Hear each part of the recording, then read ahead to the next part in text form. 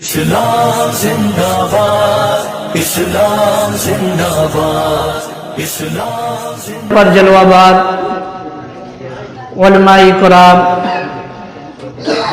نوجوان ساتھیوں اور بزرگوں،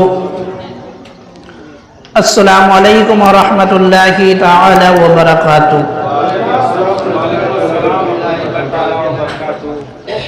آئیے سب سے پہلے اپنے آقا و مولا حضور تاجدار مدینہ صلی اللہ تعالی علیہ وآلہ وسلم کی بارگاہ میں جھوم جھوم کا درود شریف کا نذرانِ عقیدت پیش کریں، پڑھیں باواز بلند۔ اللہم صلی علی سیدنا صفینا مولانا محمد مبارک وسلم، صلو علیہ صلاۃ و سلام علیکہ یا رسول اللہ صلی اللہ تعالی علیہ وآلہ وسلم۔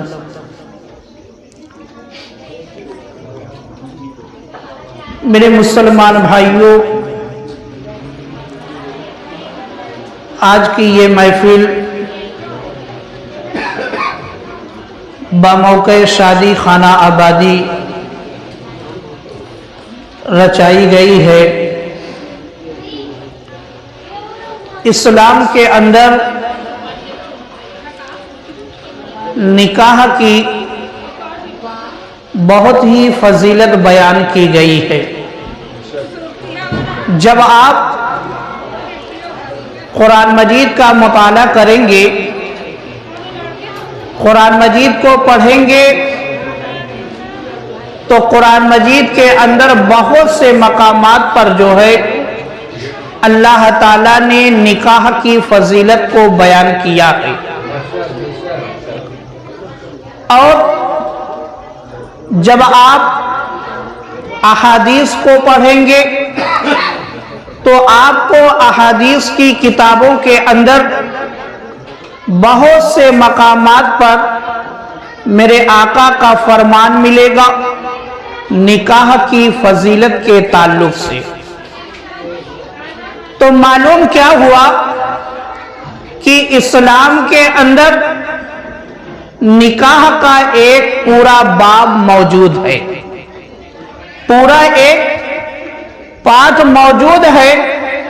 بس ضرورت یہ ہے کہ ہم اور آپ اس کو پڑھیں، سیکھیں اور جانیں۔ اور دوسری بات یہ، نکاح جو ہے ایسا عمل ہے کہ جس کے ذریعے سے انسان کی نفسانی جو خواہشات ہوتی ہے وہ پوری ہوتی ہے۔ یعنی انسان کی فطرت کے اندر ایک ایسی چیز موجود ہے جو نکاح کے ذریعے سے پوری ہوتی ہے۔ اور دین اسلام جو ہے، دین اسلام انسانی فطرت کے مطابق ہے۔ دین اسلام انسانی فطرت کے مطابق ہے، یعنی اسلام کا کوئی بھی قانون، کوئی بھی عمل ایسا نہیں ہے کہ جو انسان کی طاقت سے بڑھ کر ہو، انسان کی طاقت سے بڑھ کر ہو، بلکہ انسان کو جس چیز کی ضرورت تھی اللہ تعالیٰ نے وہ چیز جو ہے انسان کو عطا فرما دی۔ اور اسلام نے جو ہے ہم اور آپ کو یہ بتا دیا کہ یہ چیز جو ہے حلال ہے، یہ چیز حرام ہے۔ حلال میں جو ہے انسان کا فائدہ ہے اور حرام میں جو ہے انسان کا نقصان ہے۔ تو میرے مسلمان بھائیوں، اسلام کے اندر جو ہے نکاح کی فضیلت کو بیان کر کے اللہ اور اس کے رسول نے جو ہے اسلام کے ماننے والوں کو نکاح کی دعوت دی، یعنی نکاح کرو، نکاح کرنے کا حکم دیا۔ اب میرے مسلمان بھائیوں، جب انسان عمر کی اس دہلیز پر پہنچتا ہے کہ جب نکاح کرنے کی اس کی عمر ہو جاتی ہے اور مسلمان نکاح کے لیے تیار ہو جاتا ہے، نکاح کا موقع آ جاتا ہے، تو جس کا نکاح ہونا ہے اس کو جو ہے چند باتوں کا خیال رکھنا چاہیے، اس کو چند باتوں کا خیال رکھنا چاہیے جس سے نکاح کی فضیلت کو حاصل کیا جا سکے، کیونکہ اگر یہ چیز ہمارے سامنے نہیں ہوگی، ہم نکاح جیسی یعنی نکاح سے جو فضیلت نکاح کی بیان کی گئی ہے، نکاح کے ذریعے سے جو چیز ہم کو حاصل ہونے والی ہے ہم اس سے محروم رہ جائیں گے۔ تو سب سے پہلے جو ہے نکاح سے پہلے ہم اور آپ کو جو ہے اپنی نیت کا قبلہ درست کر لینا چاہیے۔ نکاح سے پہلے اپنی نیت کا قبلہ جو ہے درست کر لینا چاہیے، کیونکہ میرے آقا نے فرمایا ہے کہ اعمال کا دار و مدار نیتوں پر ہے، اعمال کا دار و مدار نیتوں پر ہے۔ اب جیسی ہماری نیت ہوگی اسی طریقے سے جو ہے ہم کو اجر ملے گا۔ تو اب نکاح سے پہلے اگر ہم نے بہت زیادہ اچھی نیتیں کر لی تو ہم کو جو ہے بہت زیادہ اجر مل جائے گا۔ اور دیکھو میرے مسلمان بھائیوں، نیت کی اہمیت کو سمجھنے کے لیے ایک واقعہ میں آپ کو سناتا ہوں کہ ایک شخص تھا، وہ اپنے مکان میں جو ہے روشن دان بنوا رہا تھا۔ ایک شخص اپنے مکان میں روشن دان بنوا رہا تھا، اس کے مکان کے قریب سے ایک بزرگ کا گزر ہوا، اس کے مکان کے قریب سے ایک بزرگ کا گزر ہوا۔ اس بزرگ نے جو ہے اس مکان کے مالک سے پوچھا کہ تم کیا کروا رہے ہو؟ تو مکان کے مالک نے کہا کہ میں روشن دان بنوا رہا ہوں، اور روشن دان اس لیے بنوا رہا ہوں تاکہ اس روشن دان کے ذریعے سے میرے گھر کے اندر جو ہے روشنی آئے اور میرے گھر کے اندر اجالا ہو۔ اب میرے مسلمان بھائیوں، اس نے جو ہے اپنی نیت کا اظہار کر دیا، اپنی نیت کا اظہار کر دیا کہ میں روشن دان جو ہے اس لیے بنوا رہا ہوں تاکہ میرے گھر کے اندر جو ہے روشنی آئے، ہوا آئے۔ اب اس نیت پر جو ہے اس کو کوئی ثواب نہیں ملنے والا ہے۔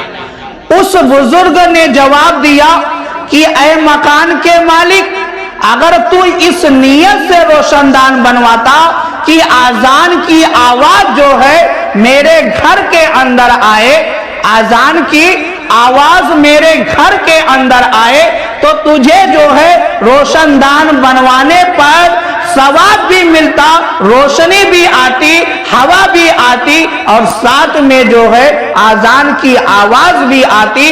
تو تیری نیت جو ہے اچھی اگر ہوتی تو تجھے جو ہے روشن دان بنوانے پر بھی ثواب ملتا۔ تو اس لیے میرے مسلمان بھائیوں کہا جاتا ہے کہ عمل سے پہلے جو ہے اچھی نیتیں کر لینی چاہیے۔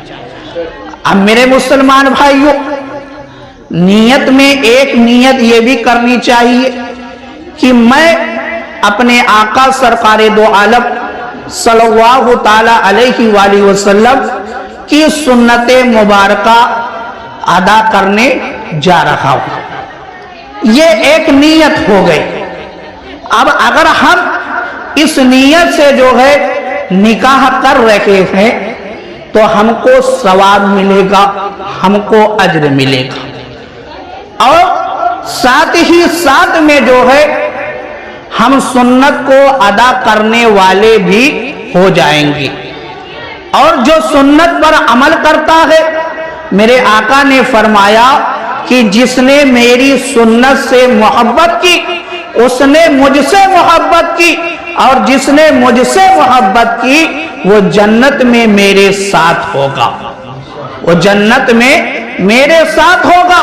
تو اگر ہم نے سنت ادا کرنے کی نیت سے نکاح کیا تو میرے مسلمان بھائیوں سنت پر عمل کرنے کا بھی ثواب ملا، سنت پر عمل کرنے کا بھی ثواب مل گیا، اور نکاح کرنے کا بھی ثواب مل گیا، اور ساتھ میں میرے آقا نے جو مژدہ سنایا ہے کہ جو مجھ سے محبت کرے گا وہ جنت میں میرے ساتھ ہوگا، تو اللہ تعالیٰ جو ہے اپنے محبوب کے فرمان کے صدقے جو ہے اس کو جنت میں اپنے محبوب کے ساتھ کر دے گا۔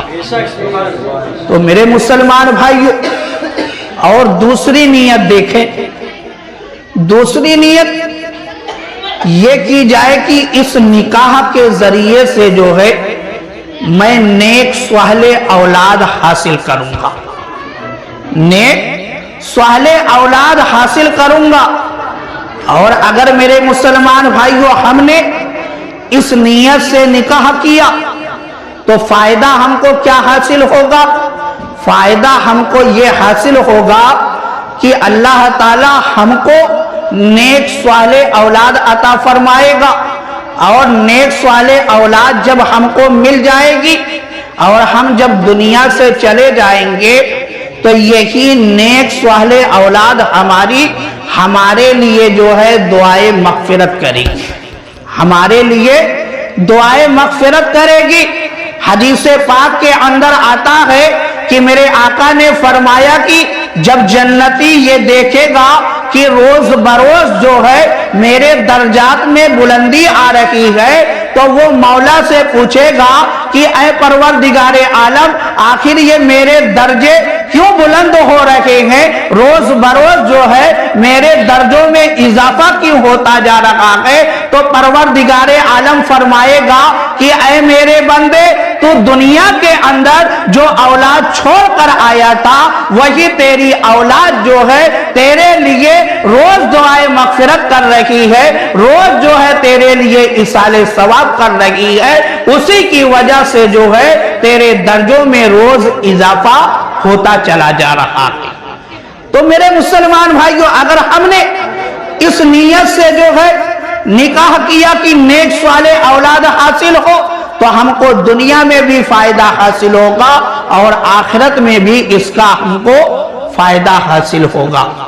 تو میرے مسلمان بھائیوں نکاح سے پہلے جو ہے نیت یعنی دل کا جو قبلہ ہے اس کو درست کرنا چاہیے، اور ساتھ ہی ساتھ نکاح کے بارے میں جو اسلامی تعلیمات ہے، جو اسلامی تعلیمات ہے اس کو بھی حاصل کرنا چاہیے۔ کب؟ نکاح کرنے سے پہلے، نکاح کرنے سے پہلے جو ہے ہم کو نکاح کے تعلق سے جو اسلامی تعلیمات ہے اس کو سیکھنا چاہیے، اور سیکھنے پر فائدہ کیا ہوگا؟ فائدہ یہ ہوگا کہ ہم جو ہے حقوق کو جان جائیں گے، ہم جو ہے طلاق کے بارے میں جان جائیں گے، ہم مہر کے بارے میں جان جائیں گے، ہم کس طریقے سے زندگی گزارے یہ بھی جان جائیں گے۔ بہت سارے ایسے مسئلے ہیں جو ہم اور آپ کے سامنے روز بروز پیش آتے ہیں، مگر علم نہ ہونے کی وجہ سے ہم بار بار جو ہے غلطیاں کرتے ہیں، ہم بار بار غلطیاں کرتے ہیں۔ میرے مسلمان بھائیوں جیسے مثال کے طور پر سمجھ لیں طلاق کا مسئلہ، اب ہم اور آپ کیا سمجھتے ہیں کہ صرف طلاق طلاق کہہ دینا یہی طلاق ہے؟ نہیں میرے مسلمان بھائیوں، کچھ ایسے الفاظ جو لفظ کنایا ہے، جو لفظ کنایا ہے اس سے بھی طلاق ہو جاتی ہے، مگر ہم اور آپ نہیں جانتے، ہم بار بار غصے میں اور بہت موقعوں پر جو ہے ان الفاظوں کو استعمال کر دیتے ہیں جس سے جو ہے طلاق تو پڑ گئی مگر ہم اور آپ نہیں جانتے، پوری زندگی جو ہے ہم گناہوں میں ملوث رہ جاتے ہیں۔ اور اسی طریقے سے جیسے جب نکاح انسان کا ہوتا ہے تو بہت سارے قانون ہم اور آپ پر لاگو ہو جاتے ہیں۔ جیسے ایک مسئلہ شب زفاف کا آتا ہے، شب زفاف کا ایک مسئلہ آتا ہے جس کے بارے میں جو ہے آج کے نوجوان بالکل نہیں جانتے، بالکل ایک پیسہ نہیں جانتے۔ آپ قرآن و حدیث کی تعلیم کو اٹھا کر دیکھیں اور آج کے نوجوان کا جو رویہ ہے شب زفاف کے تعلق سے ایک پیسہ جو ہے وہ نہیں جانتے۔ وہ صرف اتنا جانتے ہیں کہ جو ہے نماز شکرانہ پڑھنا ہے اور اس کے بعد کیا کرنا ہے، کیا پڑھنا ہے، کون سی دعا پڑھنی ہے، کس طریقے سے شب زفاف کو گزارنا ہے، اس کے بارے میں کچھ نہیں جانتے۔ میرے مسلمان بھائیوں، ہم اور آپ کو بہت ہی زیادہ سیکھنے کی ضرورت ہے، پڑھنے کی ضرورت ہے۔ بہت آسان کتاب میں ایک آپ کو بتا دیتا ہوں، اگر آپ اس کا مطالعہ کر لیں آپ کی زندگی کے اندر بہت زیادہ نکھار آ جائے گا۔ آداب زندگی، قرینہ زندگی ایک بہت پتلی سی کتاب ہے، آپ اس کو اگر مطالعہ میں لاتے ہیں، انگریزی زبان میں بھی ملتی ہے، ہندی زبان میں بھی ملتی ہے، اردو میں بھی ملتی ہے، ہر زبان میں مل رہی ہے۔ ہم اور آپ کو چاہیے کہ اس کتاب کا مطالعہ کریں، قرینہ زندگی۔ اس کے اندر جو ہے انسان کے ساتھ جو معاملات پیش آنے والے ہیں، سارے معاملات کو جو ہے جمع کر دیا گیا ہے نکاح کے تعلق سے۔ اور دیکھیں میرے مسلمان بھائیوں، یہ نکاح یعنی شادی کا جو موقع ہوتا ہے اس کو ہم اور آپ کس طریقے سے گزارتے ہیں؟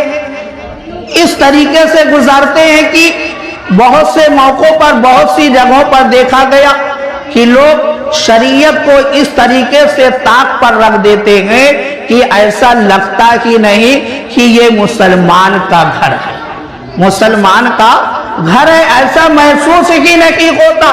تو میرے مسلمان بھائیوں، نکاح شادی کا پورا ایک قانون جو ہے اسلام نے ہم اور آپ کو عطا فرمایا، ہم اور آپ کو اس کے دائرے میں جو ہے شادی بیاہ کرنی چاہیے، تاکہ جو ہے اس نکاح سے جو ہے ہم اور آپ کو فضیلت حاصل ہو، برکت حاصل ہو۔ یہ نکاح تو ایسی عبادت ہے کہ میرے آقا نے فرمایا کہ نکاح جو ہے عبادت ہے، نکاح عبادت ہے۔ جب کوئی نکاح کرتا ہے تو وہ عبادت کرتا ہے، اور مذاہب کی طرح اور دھرموں کی طرح صرف ایک رسم نہیں ہے، اسلام کے اندر نکاح جو ہے عبادت ہے۔ اس لیے عبادت جو کی جاتی ہے ادب کے دائرے میں کی جاتی ہے، عبادت ادب کے دائرے میں کی جاتی ہے۔ اور اس نکاح کے ذریعے سے ہم کو جو سب سے بڑا فائدہ حاصل ہوتا ہے وہ فائدہ یہ حاصل ہوتا ہے کہ میرے آقا فرماتے ہیں کہ جس نے نکاح اس نے جو ہے نصف ایمان بچا لیا، اس نے نصف ایمان اپنا محفوظ کر لیا۔ اب آدھے کے لیے، نصف ایمان کے لیے جو ہے اللہ سے ڈرتا رہے، تقوی اختیار کرے۔ یہ نکاح ایسی عبادت ہے کہ جب کوئی انسان نکاح کر لیتا ہے تو شیطان جو ہے زارو قطار روتا ہے، زارو قطار روتا ہے۔ کیوں روتا ہے؟ اس لیے روتا ہے کہ نکاح کے ذریعے سے جو ہے مسلمان اپنی آنکھوں کی بھی حفاظت کر لیتا ہے اور اپنی شرمگاہ کی بھی حفاظت کر لیتا ہے۔ اس لیے جو ہے شیطان زارو قطار روتا ہے، اس کو معلوم ہے کہ اب یہ جو ہے آسانی کے ساتھ میرے چنگل میں نہیں آئے گا، میرے بہکاوے میں نہیں آئے گا۔ تو میرے مسلمان بھائیوں، نکاح ہمیشہ جو ہے انسان کو فائدہ پہنچاتا ہے۔ جیسے ہم اور آپ کیا سوچتے ہیں؟ ہم اور آپ یہ سوچتے ہیں کہ جب زیادہ بیلنس ہو جائے گا، جب زیادہ مال ہو جائے گا تب جو ہے ہم نکاح کریں گے، جب ہمارے پاس بڑا اونچا مکان ہو جائے گا تب ہم نکاح کریں گے۔ نہیں میرے مسلمان بھائیوں، اسلام نے ہم کو یہ تعلیم نہیں دی، بلکہ میرے مولا نے قرآن کے اندر یہ وعدہ کیا ہے کہ تم نکاح کرو، اگر فقیر ہو تو میں تمہیں جو ہے نکاح کی برکت سے غنی کر دوں گا، نکاح کی برکت سے غنی کر دیا جائے گا۔ تو میرے مسلمان بھائیوں، نکاح کے اندر ایسی برکت اللہ تعالیٰ نے رکھی ہے کہ اگر کوئی فقیر آدمی جو ہے صدق دل سے اچھی نیت کے ساتھ نکاح کرتا ہے تو میرا مولا جو ہے نکاح کی برکت سے اسے مالدار بنا دیتا ہے، اسے مالدار بنا دیتا ہے۔ اور یہ نکاح جو ہے ایسی منزل تک لے جاتا ہے، ایسی منزل تک لے جاتا ہے کہ جہاں تک جو ہے بغیر نکاح والے کبھی نہیں پہنچ سکتے۔ معلوم ہے بشر حافی علیہ الرحمہ ایک بہت بڑے اللہ کے ولی گزرے ہیں، انہوں نے فرمایا کہ تین ایسی چیزیں میرے اندر نہیں ہے ورنہ جو ہے میں امام احمد بن حنبل کے درجہ پر پہنچ جاتا۔ اس میں سے جو ہے انہوں نے ایک بات یہ بھی بتائی کہ حضرت امام احمد بن حنبل نے نکاح کیا تھا اور میں نے نکاح نہیں کیا۔ اگر میں نے نکاح کیا ہوتا تو میں بھی جو ہے حضرت امام احمد بن حنبل کے درجات تک پہنچ جاتا۔ اور یہ حضرت امام احمد بن حنبل کون ہے؟ یہ امام ہے، ہمارے امام ہے اور بہت بڑے امام ہے۔ فقہ کے چاروں اماموں میں سے ایک نام جو ہے حضرت امام احمد بن حنبل کا بھی ہے۔ تو میرے مسلمان بھائیوں، حضرت بشر حافی یہ کہہ رہے ہیں کہ اگر میرے پاس یہ چیز ہوتی تو میں حضرت امام احمد بن حنبل کے درجے تک پہنچ جاتا۔ تو معلوم کیا ہوا کہ نکاح جو ہے اس مقام تک لے جاتا ہے، اس مقام تک لے جاتا ہے جہاں تک آدمی آسانی کے ساتھ نہیں پہنچ سکتا۔ اور دیکھو نکاح کی برکت، نکاح والا یعنی جس کی شادی ہوئی ہے وہ 2 رکعت نماز ادا کرتا ہے اور بغیر نکاح والا جو ہے 70 رکعت نماز ادا کرتا ہے، تب برابر ہوتے ہیں۔ یہ نکاح کی برکت ہے، نکاح کی فضیلت ہے کہ نکاح والا جو ہے جب 2 رکعت نماز پڑھتا ہے اس کو میرا مولا اتنا اجر عطا فرماتا ہے، اتنا اجر عطا فرماتا ہے کہ بغیر نکاح والا جب 70 رکعت نفلی عبادت کر لیتا ہے اتنا تب اس کو ثواب ملتا ہے۔ اور میرے مسلمان بھائیوں، حضرت عبداللہ بن مسعود رضی اللہ تعالی عنہ فرماتے ہیں کہ اگر میری زندگی کا آخری لمحہ بچا ہو، اگر میری زندگی کا آخری لمحہ بچا ہو اور مجھے نکاح کرنا پڑے تو میں ایسے وقت میں، ایسے ایام میں بھی نکاح کر لوں گا۔ مجھے یہ ہرگز گوارا نہیں ہے کہ میں بغیر نکاح کے جو ہے اللہ تعالیٰ کی بارگاہ میں جاؤں، اللہ تعالیٰ کی بارگاہ میں جاؤں۔ کیونکہ میرے مسلمان بھائیوں، جب نکاح والا شخص اپنی زندگی کے ایام کو گزارتا ہے، یعنی اپنی اولاد کے لیے اخراجات جمع کرتا ہے، اس پر بھی اس کو ثواب ملتا ہے۔ جو اپنی اولاد کے منہ میں لقمہ دیتا ہے اس پر بھی اس کو ثواب ملتا ہے۔ اپنی بیوی کے منہ میں جو لقمہ دیتا ہے اس پر بھی ثواب ملتا ہے۔